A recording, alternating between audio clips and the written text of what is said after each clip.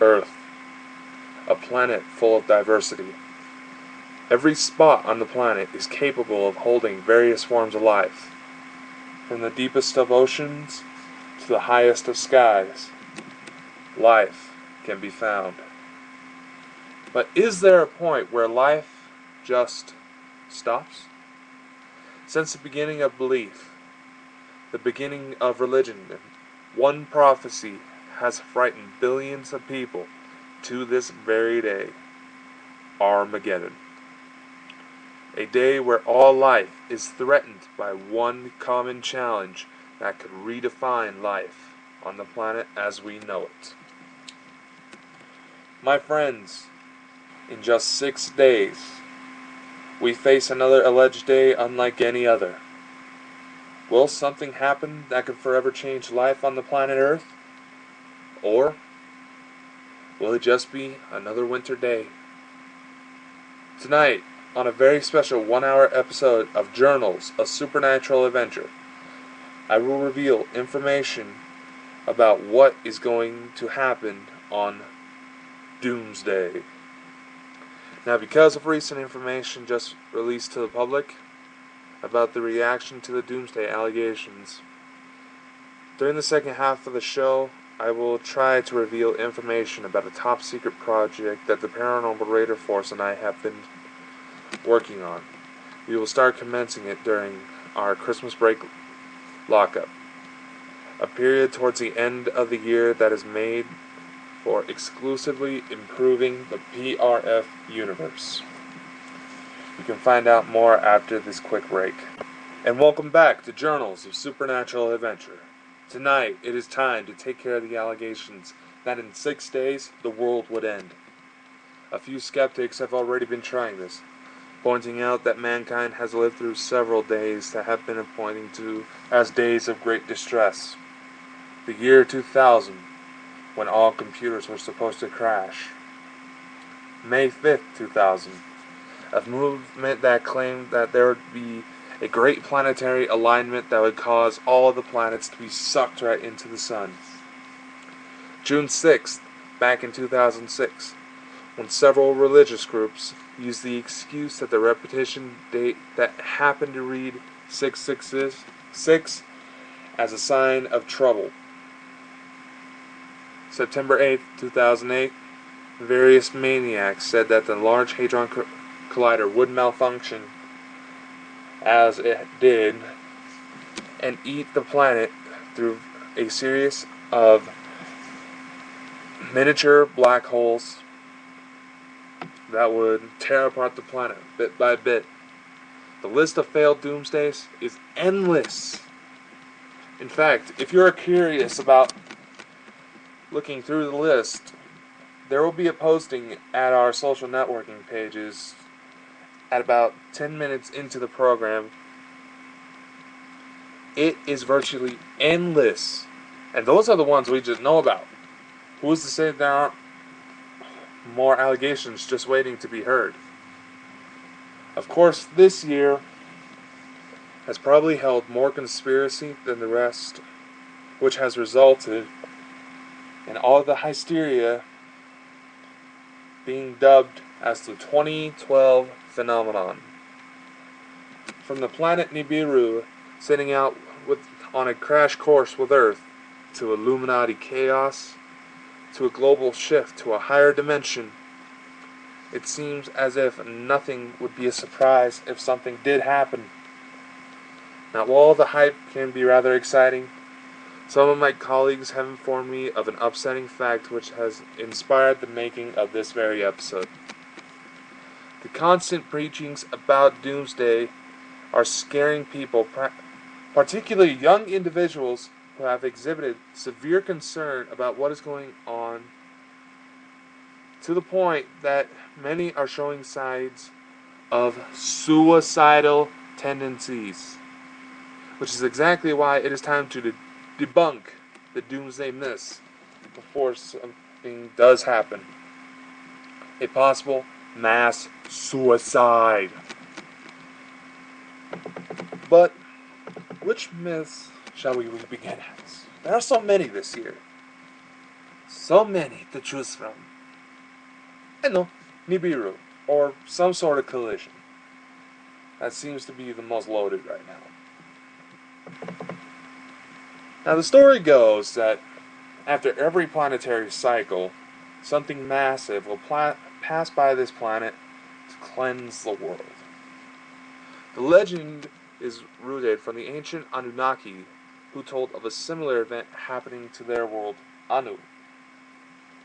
Now Nibiru is supposedly either a rogue planet or a comet of some form that holds a mystical ability to cleanse the planet it passes.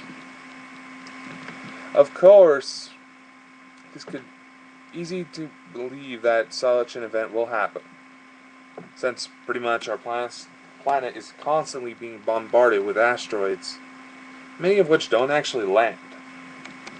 But on occasion, you will find that a large enough sized one will actually make impact. In fact, didn't we have something like that happen not too long ago? And heck, if you're lucky enough to find one of those, or heck, why not even have it crash into your house or your car? You can rack up some serious money. Just look around online. The results are quite impressive. But enough of that. It is time to get down to the facts. NASA, along with several other space organizations, have already thought about the possibility of something heading forward with a collision course for our planet. There are a few asteroids that are expected to make a flyby in the coming months. In fact, if my memory serves me correct, there's actually a pretty big sized asteroid that's supposed to pass by around Valentine's Day next year. Now, it'll be actually so close that we could see this with a normal telescope or a simple pair of binoculars hooked up right. The passing of this asteroid will have an effect on the gravitational field of the Earth, but it is unlikely to cause much damage. However, because of how close this asteroid will be, some officials are concerned with the fact that some of our communication satellites might be ending up in the pathway. So if something was on a collision course that would harm, some preparations would have been made. So, those videos of star images on YouTube claiming the approaching of Nibiru, that could just be an approaching asteroid, not a mystical object. Now, the Nibiru myth is said to tie into another myth that ties itself near the 21st. And this would possibly be the calmest conspiracy in this phenomenon. The story leads to the possibility that there will be a great cleansing that will allow Earth to enter a new dimension. Of course, this sounds fine and dandy and all, but there are a few problems with that theory. First of all, the description of the next dimension we are allegedly about to enter is a little unsettling, even though it is said to be accessible through love and light. Now, ain't it funny how similar the description is of the next dimension is to the description of heaven from people that have crossed over and managed to come back. I'm sorry, but I'm not ready to meet the gates of heaven. I still have a job to do on this earth, as do many people here. That is why I do not believe we will enter the next dimension. Plus, there are some figures of science that would help explain why we should probably stick around in the third dimension for a bit longer. You see, where we are in the third dimension is probably an ideal location to be right at the moment. That is because our solar system is adjusted to allow for us to live in the third dimension. You see, everything is balanced out to where the Earth keeps a relatively stable orbit. If the gravitational force stays the same throughout each dimension, eventually something runs into a problem. In fact, if we were in 2 dimension, there would be not enough gravitational pull that would lock us into orbit, so to speak. And eventually, what it would do is cause Earth to swing outside our orbit to become a rogue planet. Now, if gravity were stronger, as it would be if we were to live in the 4th dimension, 5th dimension, and so on, there would be not enough momentum from the planet swinging around the star, which will cause us to eventually cause the Earth to head into a collision course with the planet. The Earth to head into a collision course with the Sun.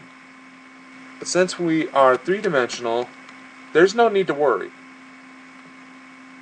Now keep a lookout on our Twitter and Facebook pages at the first half of our show tonight for a link to a video that helps explain this a little bit more. Since I have a problem with stuttering, kind of messed it up a little bit. But moving on.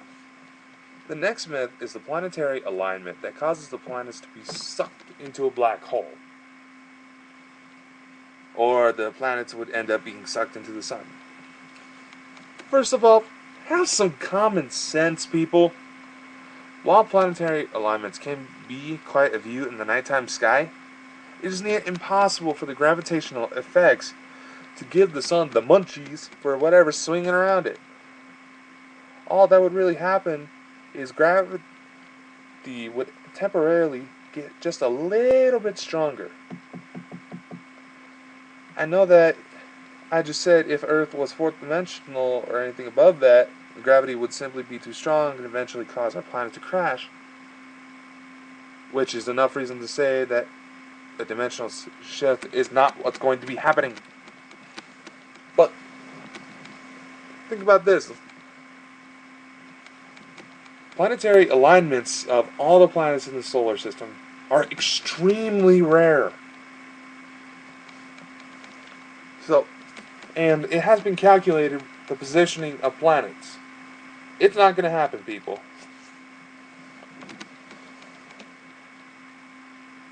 Now, if our planet were to enter ascension, then it would have to move outward so that the momentum of the planet orbiting would mimic the processes it undergoes to stay in place.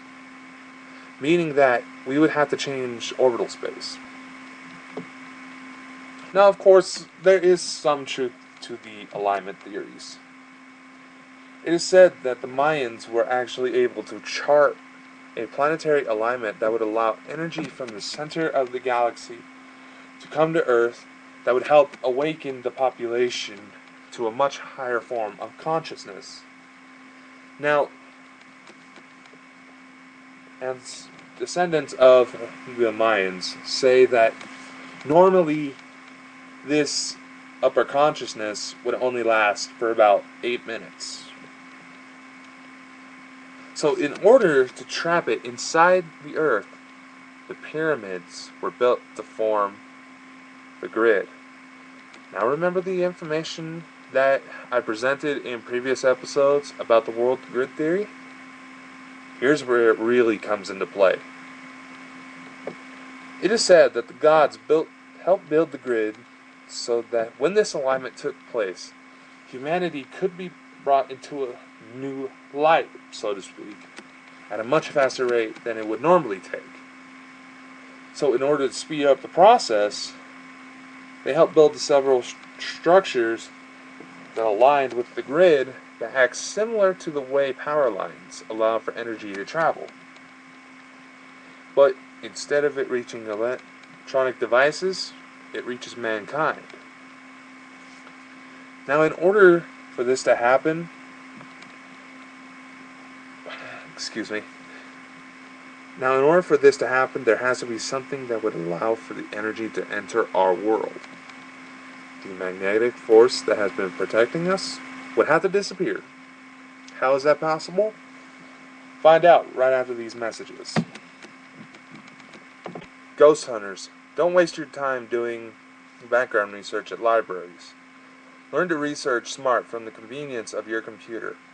Get the book, Ghost Hunters Research Guide to Free Internet Sources by fellow paranormal researcher Elizabeth Egan Cox.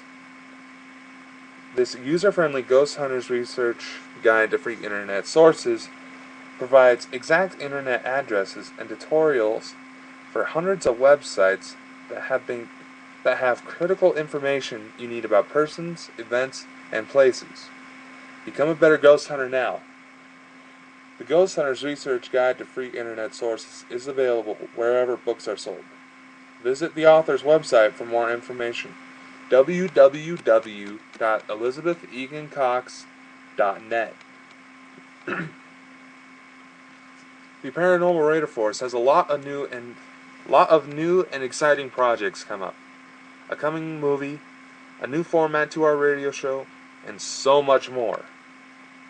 If you're interested in checking it out, visit our official website at fransonfiles.webs.com. It is spelled FRANDSENFILES.webs.com. And check out our recently improved website for all the latest news, shows, and much more. Paranormal teams, are you interested in promoting your business in a way never before seen in the paranormal community? We are looking for paranormal teams that would like to be mentioned in an upcoming project sponsored by the Paranormal Radar Force. This project will feature its syndication between paranormal groups to collect reports of strange activity. More will be revealed when the Paranormal Radar Force returns from lockup in February. We hope to see you then.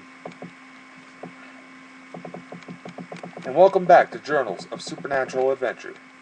Tonight is the night we take on one of the biggest controversies known today. Doomsday. Before the break, I was about to reveal the only way for the real Mayan prophecy to unfold. That, my friends, would be need an essential piece of the puzzle. Now, another theory for 2012 is actually one of the more scientifically possible parts. For the signs of it approaching have been accepted into mainstream science, and the fact that it has happened before. The day that the Earth's magnetic field flipped. Now, the magnetic field flipping is not an unusual phenomenon, since it has been observed and recorded in our history. The latest known event being that shortly after modern humans started appearing in Europe. Now, in fact, deep-sea rocks have actually documented these changes themselves. By using those timetables, science has put together a timeline in which shows that the time in between each flip has become significantly shorter. Now, it is also said that the lengths of the Mayan calendars have actually followed a similar pattern. This is said because Mayans are actually very brilliant astronomers that were able to calculate these events by using mathematics far beyond what the best of supercomputers could solve. However, there's a bit of a dark side to the flip.